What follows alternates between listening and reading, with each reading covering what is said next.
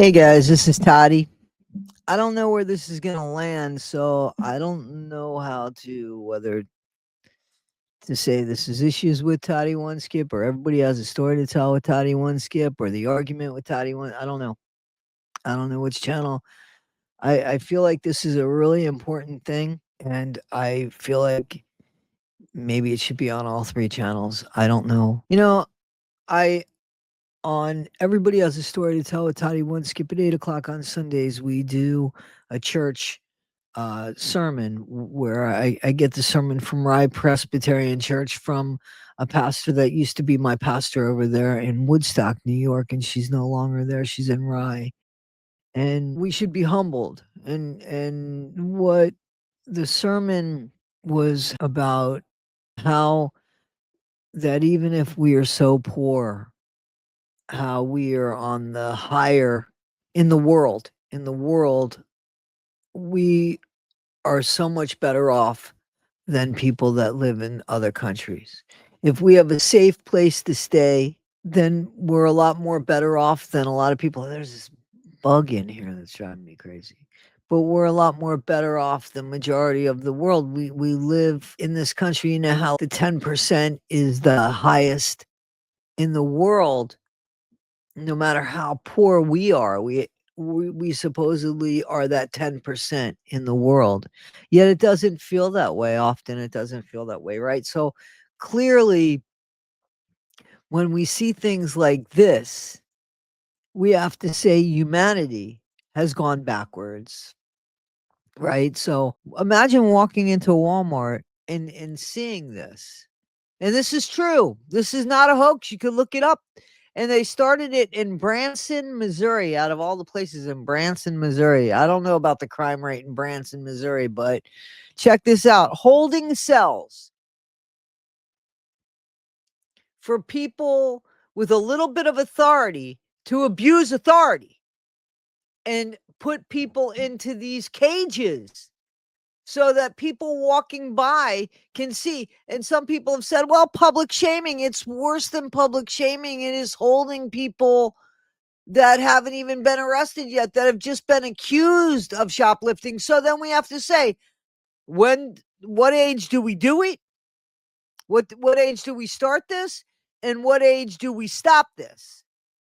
And who are these people, these regular Walmart employees, able to say if somebody has autism or some sort of learning disability or something going on, how they handle it when they have these holding cells, these cages in the store? Oh, are those actual cells? Yeah. The That's shoplifter wild. They're detention just sitting there area. in front. It is legitimately called a shoplifter detention area in a fucking Walmart. We should be fuming over this. Walmart employees have the right to put people into cells, into cages. Is that not? Come on, man. I can't be the only one outraged here. In front of everybody. Sorry, just never seen this before. Whole Walmart watching. And they're worried about them filming them. The Walmart employees worried about them filming that.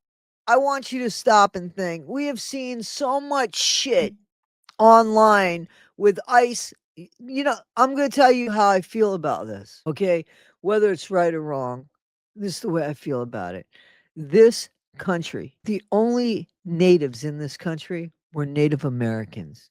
We used to call them Indians. Now they're Native Americans, and they were the ones that were first here. And the American way seemed to be to pillage and steal and RAPE and take from them. And that's what America, unfortunately, was based on, because that's the truth. And somehow, some way, we have decided to make this our country and say, you can't come in here anymore. See the Statue of Liberty? Now, I know people are saying there's a certain way to get in here. Well, when my grandparents were running for their lives, this was their sanctity. And it's still going on today. We know that there's horrible things going on in other countries that make people want to run for their lives. And we're just supposed to close the borders on them. They're supposed to wait What about our ancestors who couldn't wait? There has to be a gray area here. It can't be, well, you got to wait. We got to check you out and make sure that you're not a criminal. I get that. I get that. But why can't we give them a place to wait? Let me guess. Because we can't afford it. Because we can't afford it. So better yet, we bring a family and kick them out or stop them at the border so that they could be unalived, and we just say they didn't follow policy. Is that what we do? Or better yet, do we take people that are working legitimately here in this country and haven't bothered anybody and been here for decades and have children? Are we just going into their place of business and taking them? Yes. And what about the people that are mistakenly being taken with their children left on the sidewalks or being taken in front of their children? Have we lost humanity because our country is so fucking sacred? What makes our country sacred? What makes our country great is supposed to be the people in it. We're not all one color. We're not all one shape. We're not all one size. What we've done here is put us in a fucking caste system so that the rich could breathe and the poor could be stepped on. And then people that are here making an honest living, trying to live a good American dream type life, go to work, only to be set up to not come home. And then what happens with that family? And yeah, we have, there's some that are criminals. We have American criminals. This is the way to fix something? No. Don't you think it's systemic? Don't you think we need to rearrange a whole system here instead of just chunking in the middle of it? It's like we got a tree. There's a big ass tree. It started with roots and it expanded the branches, and all of a sudden we're going to take an axe. And those that survive the fall, oh well, timber. Bullshit. Bullshit. What happened here? It's gone so wonky. We forgot we live, and I've said this, we live in a disposable, self-serve country, and we pay a premium to live here. And I know, Toddy, if you don't like it, leave. I'm going to leave. I'm going to leave, but I'm going to say something as I'm walking out the door. This isn't the America when I grew up. Now, this might be other people's America. That's fine. They'll stay. They'll stay. To me, the people's America that this is now, yeah, they care more about the dollar than they do about the human spirit, the human soul, the humanity of the world, the thing that makes it tick and work. But no, we're in a hurry to go to a robotic stage. We're in a hurry to be virtual, to be all AI. And that's the world that we're going to live in with no contact. Let me ask you guys a question. When you go back in your memory, isn't it a memory with somebody? Isn't it something that you experience real? Isn't that what it's about? Because at the end, when you're laying there drawing your last breath, isn't that what you're taking with you on your way out? Guys, this is Toddy. And yeah, I want to open up this conversation. I want to have this conversation. This is the same conversation that connects everybody, whether you're on the right side of it or on the wrong side of it. It is the connection. Doesn't bridge a gap, but just makes the connection to get you there. There's got to be a better way to do this.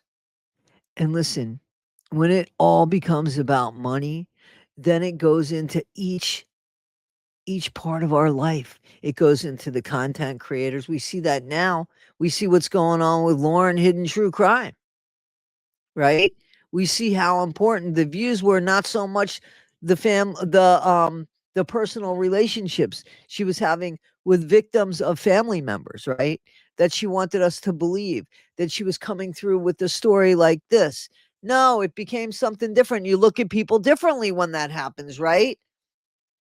Supposedly, this is the way it is with Lauren Matthias, not the person we thought she was. Now, how'd this all end up on Lauren? Just an example of content creation and how a view of somebody can change, and how when money becomes what it is to people, how they change.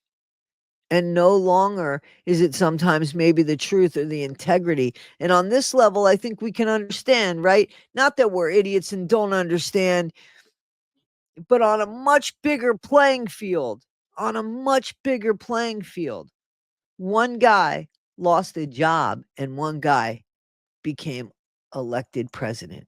And that was in a bus, right? When Trump, I don't think he wasn't president at the time, when he was on his first election, when he was talking about how he could grab women. And Billy Bush laughed, and it seemed like he was laughing because he was nervous. He was doing his job. He went to work that day, right? And he puts a microphone in the soon-to-be president's face. He wasn't elected yet, so he's just a nominee. And they don't realize that they're being even recorded. But he goes into it, and he talks about Trump talks about how it is to grab women, whether they want to be grabbed or not. And Billy Bush, he chuckles, because he's a little bit nervous. It sounds like he gets fired. Trump becomes president. Is it about money? What was more important at that moment? The way a woman should be treated, or about money? Yet we all have moms. Most of us have sisters, not all of us. But we all have somebody that we love who's a woman, right? But no, that wasn't important at the moment. What was important was that Billy Bush loses his job, because that's inappropriate. But the leader of the free world becomes president. Everybody heard it. How does that be? How could that be? Roseanne Barr, I know. Roseanne Barr makes a comment. She loses everything she's worked for, basically. The president has made worse comments, and he gets reelected. What is it? That's when things are upside down. That's when we have things like jails and Walmarts, because no longer is the human spirit of any value. When you have all that money in the world, you're not going to die with it. Apparently, the reason why you get it is to get more of it. So what are you doing with it? Like, are you creating memories? Is there any memories going on here? Or is it just whoever has the most toys at the end of the game wins? The end of the game, you can't take the toys with you to the next lifetime. All you have is what's left behind. That's your legacy. That's why that's so important. That's the thing that holds you at the end of it all. That's the thing that you're known by. Your legacy. That's it. So if you don't have a good one of those, you're in a lot of trouble. And having fucking Walmarts with jail cages isn't the way to do it. And being somebody who has now the authority to do that is crazy. Who the hell is somebody to do that to somebody? And again, when do you do? Do you do it to 75-year-old people that maybe forget? Do you do it to 75-year-old people that maybe you forget, that are 75 years old, and how to act? Or maybe they have dementia? How does somebody deal with somebody that they're not equipped to deal with and stick them in a fucking cage? There is something wrong here. And I'm appalled by it. I can't even imagine how this is legal, to detain somebody in a cage. Unbelievable. Guys, tell me what you think in the comments. I really want to know. I appreciate you all. Thank you so much. And thank you for the love, the subscriptions, the memberships, the Cash Apps, the PayPals, the Super Chats. Thank you so, so, so much for everything, guys. I so appreciate you so much. Thank you, guys. Be good, and I'll see you soon.